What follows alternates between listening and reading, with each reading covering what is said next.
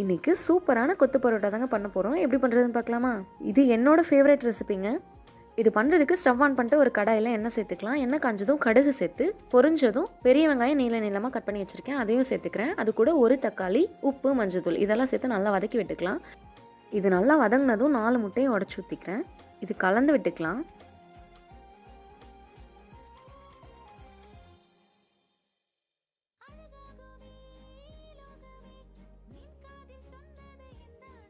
நான் already readymade parotta சுட்டு எடுத்து வச்சுருக்கேன், அதை நல்லா குட்டி குட்டியாக கட் பண்ணி எடுத்துக்கலாம்.